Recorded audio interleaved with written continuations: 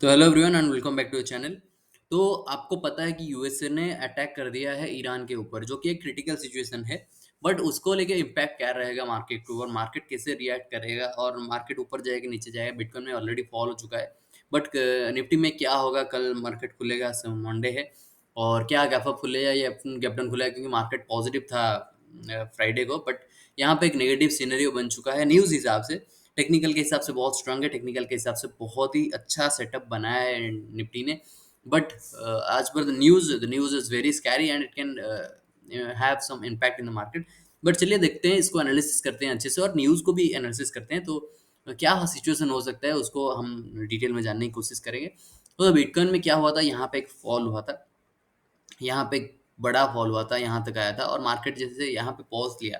इसको मैं 2 और 1 आवर टाइम पे दिखाता हूँ, मैं कैसे ट्रेड प्लान किया था लेकिन मैं ले नहीं पाया और ये रिग्रेट हो रहा है। देखो यहाँ पे जैसे मार्केट यहाँ पे पॉज़ लिया, एक सेटअप बनाया था अपसाइड के लिए, बट देखो यहाँ पे जैसे पॉज़ लिया और डोजी कैंडल बनाना 1 आवर टाइम फ्रेम में, ऐसे डोजी कैंडल बनाना मतलब ये एक सिचुएशन है कि either market will go up और गो डाउन एंड बहुत बड़ा ब्लास्ट होने वाला है।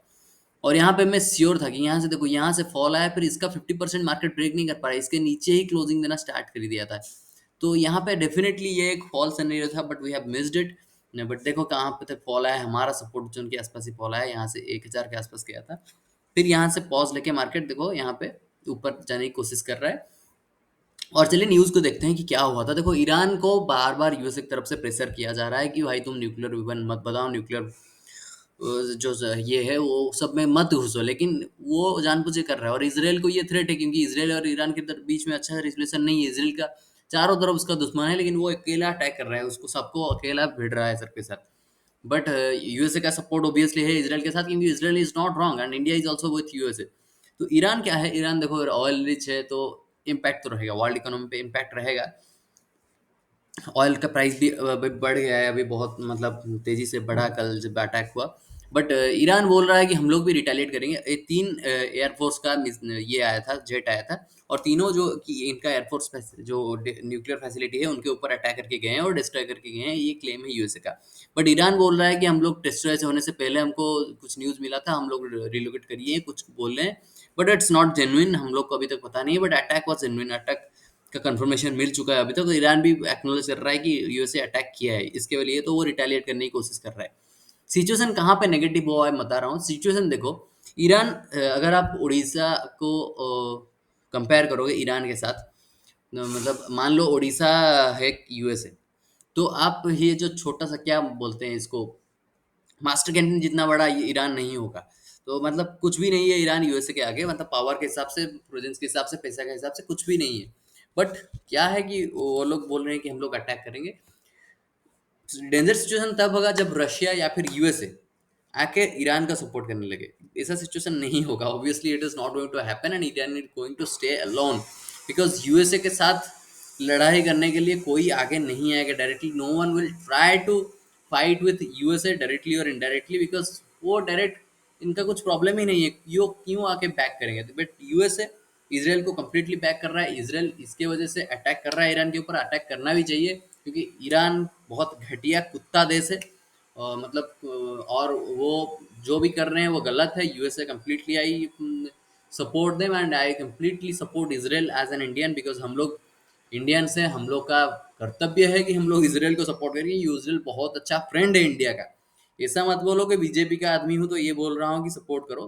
भाई मैं इसराइल को ऐसे कर रहा हूँ, बहुत सारे लोग जो है कांग्रेस का वो गाजा हमास ये जो ईरान को भी सपोर्ट करने लगेंगे। But I am a true supporter of Israel, क्योंकि इसराइल हमारा दोस्त है, हमारे साथ हर वक्त खड़ा हुआ है। नेतान्याहू बहुत अच्छा लीडर है।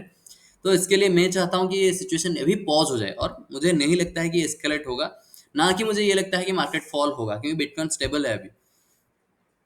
तो इसलिए अगर हमारा प्लान रहेगा, मेरा प्लान ऑब्वियसली अपसाइड की तरफ रहेगा, but right now for the next 1 to 2 days I will stay away from this market. I will not try to trade in this market, because अभी देखो न्यूज़ ऐसा है, और सेटल होने दीजिए, डस्ट को सेटल होने दीजिए, क्योंकि यहाँ से देखो रिजेक्शन आ रहा था, कंटिन्यूसली कंटिन्यूसली रिजेक्शन आ रहा था, एक रेंज में फंसा हुआ है Nifty.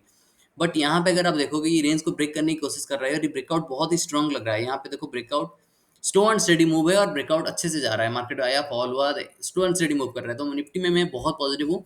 And my view for Nifty is for the next 1 month, next 1 month का, इसी मंथ में मैं सोचा था कि 25,600 25,700 लगा दे, बट अभी तक नहीं लगा है, थोड़ी टेंशन की वजह से, वही वॉर की वजह से, नहीं तो अभी तक लग चुका होता। बट यहाँ पे मेरा व्यू यही है कि पॉजिटिव है, न्यू वो वार सिचुएशन इतना एस्केलेट नहीं होने वाला है। एंड अगर वो एक दो दिन मार्केट पॉज लेता है और फॉल नहीं करता है, तो definitely we will plan for some big up move.